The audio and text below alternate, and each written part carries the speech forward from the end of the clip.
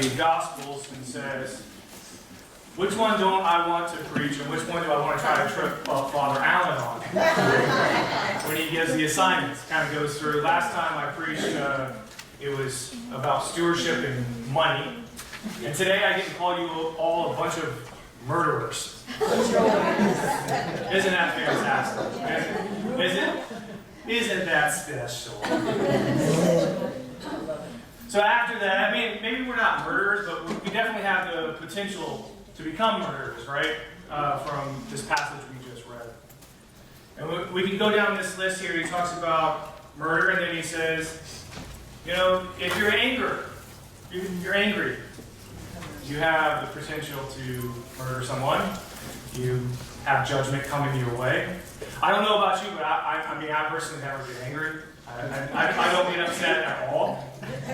I have 4 children. I have not once ever raised my voice. I'm not upset by stepping on a Barbie or probably one day a toy soldier or something like that, a Lego or something like that. I've never gotten angry when someone cut me off. And when I was driving, that's never happened to me. I know that. Exactly. He's from New York. So, and then we go down the list and we hear Raca. Okay. I don't know if you've ever said that word. I know I haven't. However, you know, I think we should hear it a lot from the Muppets, actually. Because Fozzie Bear, he actually had a speech impediment, and so when he told a joke, he would go, waka, waka, waka. Waka, waka. Yeah, See, it doesn't work. See, Father Scott wanted me to try to use it in a joke, and so I tried, right? I don't have the same. I could have pulled it off. You could have pulled it off. all right. Let's hear it. That was the joke. Do it. Waka, waka, waka. He had a speech impediment. Thanks, Kevin. Thanks. Josh was helping me out back there. See, I should have just stuck to my notes, Father Scott. I should have known better than to listen to you. See, he's always trying to throw me under the bus here. Actually, Raca, a loose translation means empty-headed. So something along the lines of calling someone an airhead or a blockhead. Kind of like Lucy and Charlie Brown, right? She'd go, you blockhead.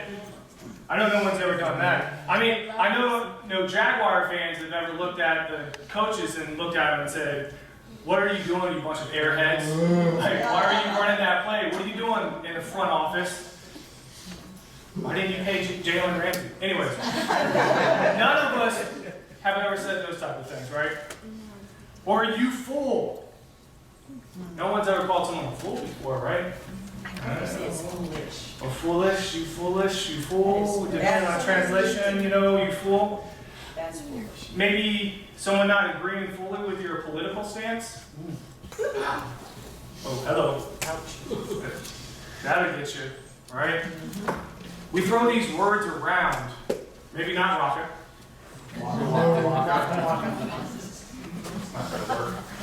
I'm going to get it today. It's going to land. At some point, I'm going to say waka, waka, waka, and people are going to think about Fozzie Bear with the speech impediment. Keep trying. Keep trying. However, we all have these things that go on in our lives, right? And we say these things. We do these things. And Jesus is here during his sermon, during his teaching, is telling us when we do these things, we're in danger of judgment.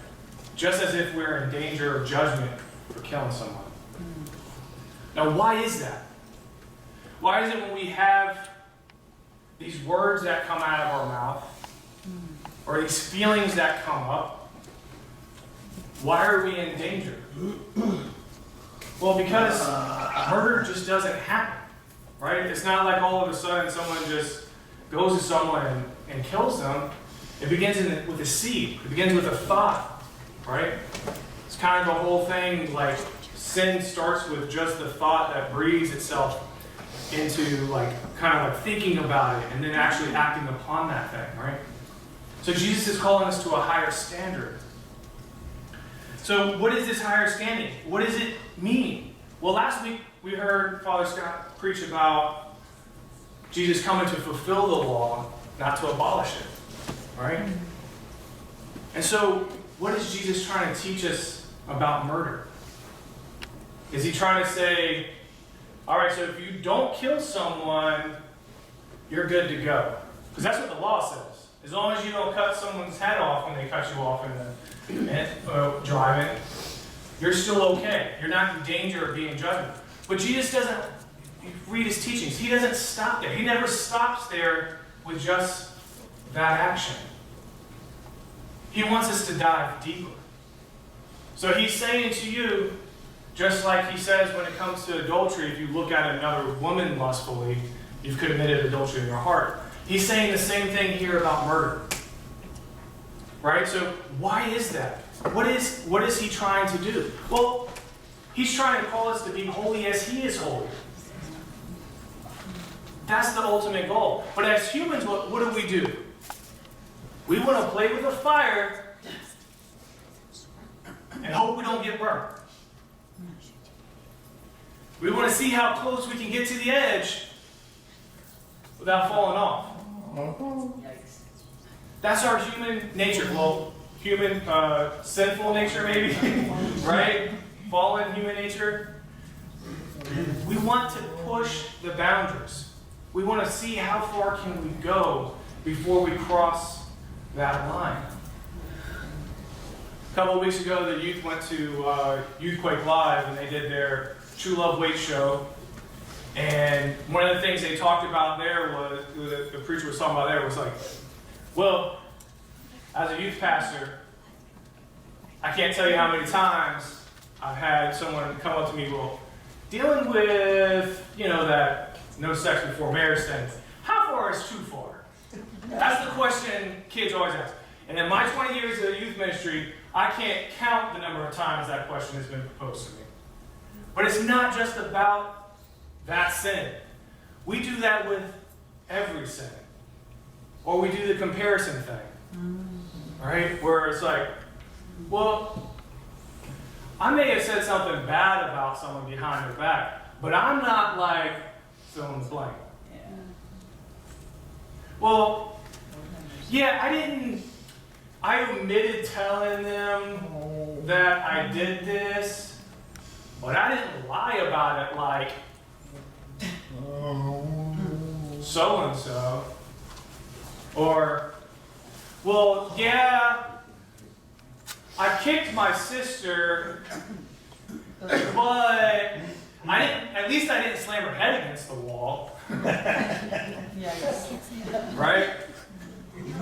We do that constantly. But we're not looking at what's our heart saying. What are we as humans? How is God calling us to be closer to Him? To draw us near to Him? To be more Christ-like? To fulfill His law while we're here on earth?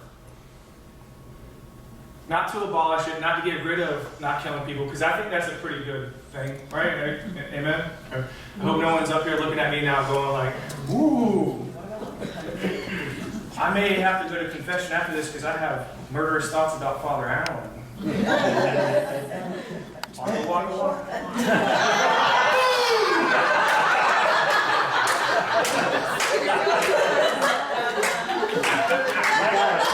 Mic drop. Well, I should have done that because now I have to try to figure out how to work this thing again. So now I have to go back to my notes to find out where I kind of was because that just made me feel really good.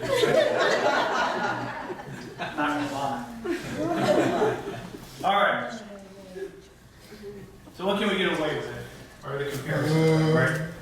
Well, you see, when we talk about the laws and we talk about, Father Scott talked about the 613 laws that can be found in the Torah, right? We talked about that last week. And so, you find the 613 laws in the Torah. But what, in the Jewish religion and Jewish culture, what they did on top of those 613 laws is they put laws and rules and regulations in place around those 613 laws so you don't come in danger of actually breaking one of the 613 laws, right? So it kind of like this. So like, you're not allowed to touch that door. So what we're going to do is we're going to build a wall around that door, and then outside of that wall, we're going to put a moat. Probably put some alligators in there or sharks with laser beams because those are awesome. And then past that, we're going to put a fence up with barbed wire. So if you get over the fence, you cut yourself, and that means the laser beam sharks are really happy, right? And then you see, so what was, and then all of a sudden everyone's like focused on, oh, I can't cross that barbed wire fence, right? But then you forget about the original intent of the law was not to touch the door, or whatever that is. And so that's what happens in the Jewish religion. So they get caught up a lot of times in action and making sure I don't break the rule. So I'm going to set up other rules so I don't do that. A good example of that is eating kosher. Okay? And so eating kosher comes from the law that says in Exodus, you may not cook a young animal in the milk of its mother. So they took that law and they said, okay, well, we can't mix dairy and meat. Right? Is that what the law says? No. But in order not to break the law, they wanted to make sure that they didn't commingle those two things. They didn't put them together. So they said, all right, so we're not going to eat cheeseburgers. I mean, that's bad enough right there. I mean, forget it, they don't eat bacon, they don't eat pigs, they're dirty, but I mean, a cheeseburger, come on. So we're not going to eat cheeseburgers, we're not going to combine the two. Well, if we can't eat them together, then maybe we should have separate refrigerators for them too. So I'm going to keep my dairy in this refrigerator, and I'm going to keep my meat in this refrigerator. And when I eat the meat, I'm going to wait 4 to 6 hours before I have any dairy products so they don't commingle in my stomach. But when I do eat those things, then I'm going to use different utensils. That way they don't cross-contaminate. And when I cook, I'm going to have a stove for my meat. I'm going to have a stove for my dairy. Now, I don't know what you're cooking on your stove with dairy, but apparently you do that stuff. You get a mix of soup or something, you know, some mac and cheese. Okay. All right. Here comes those murderous thoughts again. Waka waka. Those are courtesy ones. I still appreciate it. Thank you. But what was the intent of the law? Let's not cook a baby in its mother's milk. That was the law. Let's not cook a baby calf in the milk of its mother. But outside of that, we have all these things. So they built all these barriers around it, so you don't actually accidentally commit that one sin. But what Jesus is trying to get at is he's coming at it from the vantage point, all right, do not murder. He's saying, I think we can all agree on this. Let's not murder each other. Let's not kill each other. But I want you to understand what the heart of that is. I want you to be holy as I am holy. I don't want you to have those angry thoughts, those murderous thoughts. I don't want you to have those thoughts that someone is a blockhead or airheaded. I don't want you to have those thoughts that someone is a fool. I want you to be holy as I am holy. Now, why is that? Because God wants the best for us. He loves us. We're His family. We're His kids. We're His sons and daughters. And He wants the greatest thing for us. Now, I was kind of thinking, God bless you.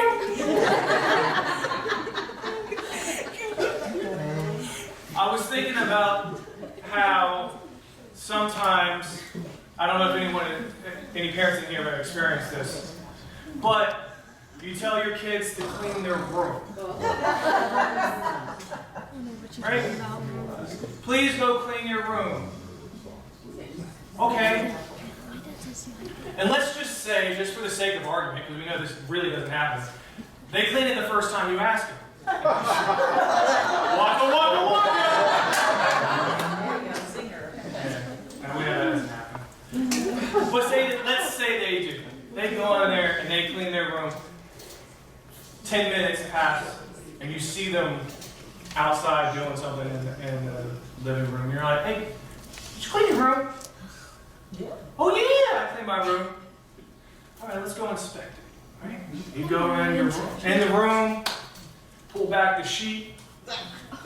There's clothes, pencils, books, knives. I don't know why they're sleeping with knives, but scissors, dirty underwear, clothes, everything, right? It's underneath the sheet. Plastic bag. There's food items still on the shelves, growing fungus. Drinks that are like dried out because they've been sitting there and they evaporated, but you still got the ring around the cup from whatever was in there. And you walk in there and you're like,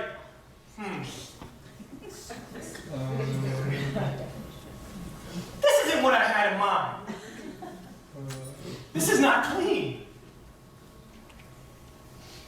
I know a phrase that comes out of my wife's mouth and my mouth is, I want you to clean this room like I would clean it. Right? Now, I can say that, and it's going to look different if they clean like I do than when my wife cleans. I'm just going to be real, right? I'm just going to say, like, so like, I mean, so I'll use my wife because she's a lovely woman and she won't care. So when my wife says that, I want you to clean your room like I clean your room, she means she wants all the garbage out. She wants their beds made. She wants their clothes not just thrown in their dresser, but folded and put in there nicely like she did it before they took out 50 clothes to see what they were going to wear that day. She wants the clothes that were on the floor that they didn't wear, not in the dirty clothes hamper, but hung up because she doesn't want to do another load of laundry for no reason, right? She wants the floor swept. She wants it mopped. She wants surfaces wiped down clean. She doesn't want it to smell like stinky feet when she walks in the room, right? There's a different type of clean that happens. Now, my kids, or your kids, I'm not, I don't know one for my kids under the bus, but kids in general, they walk into the room and they're like, oh, this is so clean, this is so great, right? But as parents, we walk in the room and we see, oh, this is disgusting. This is nasty, right? And where are you going with this, Father Allen? You just spent 5 minutes talking about how your daughters don't know how to clean their room. I believe sometimes what Jesus does when he walks into our lives and we think things are good.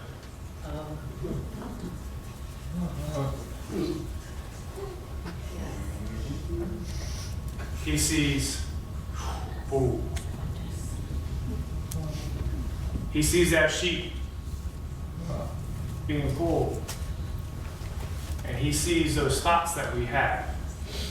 I haven't killed nobody yet. Yeah, but you remember last week?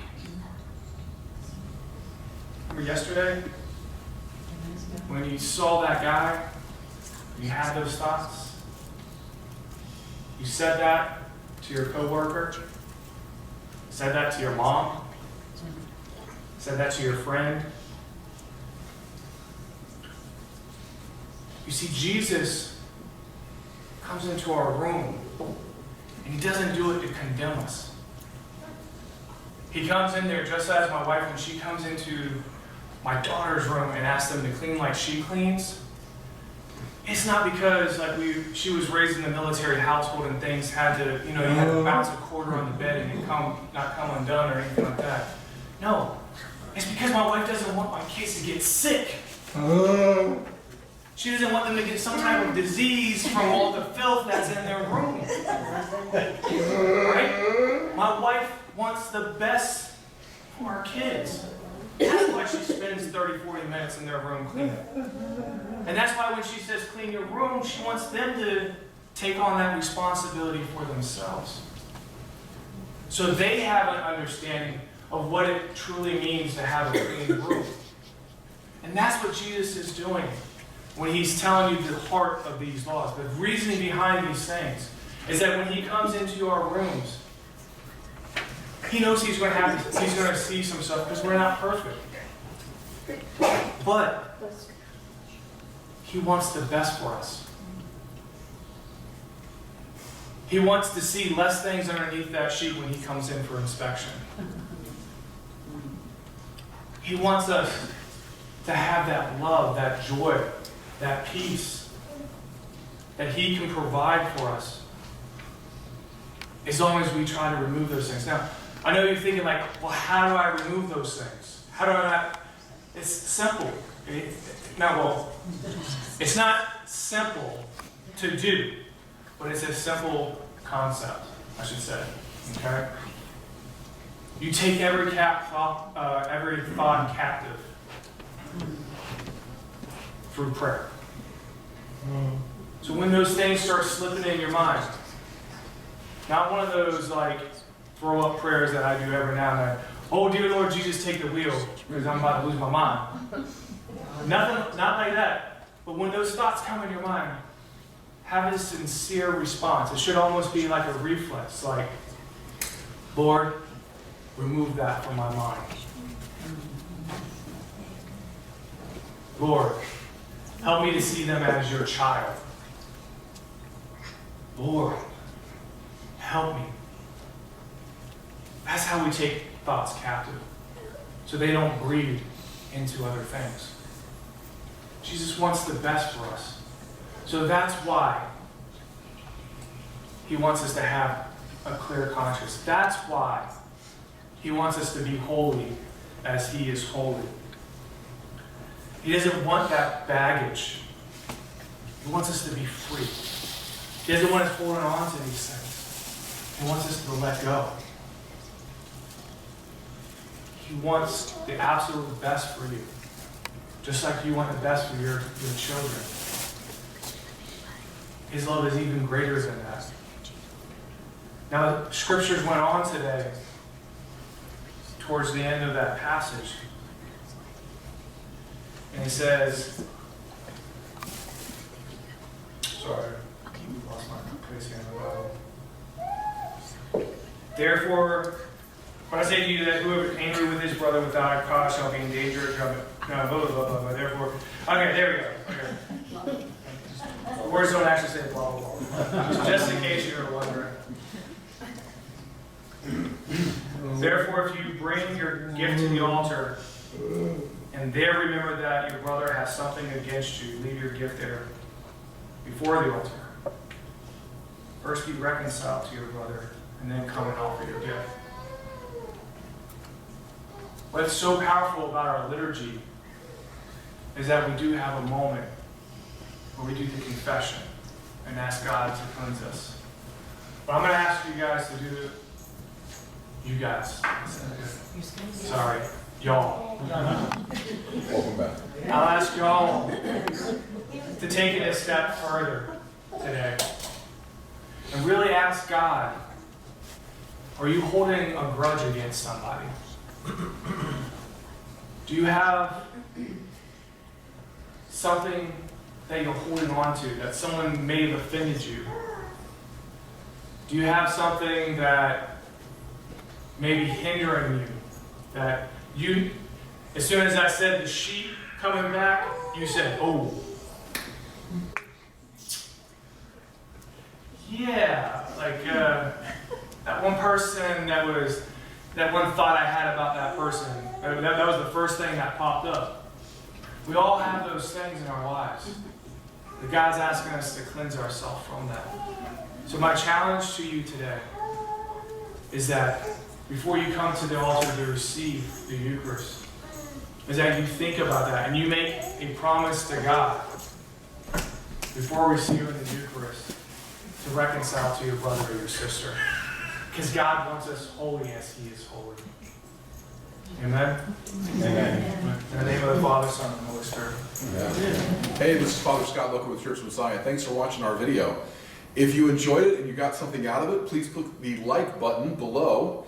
And also, you can click the subscribe button to get notifications in your inbox when we post other videos in the future. You can click the little bell below and you'll get notifications also.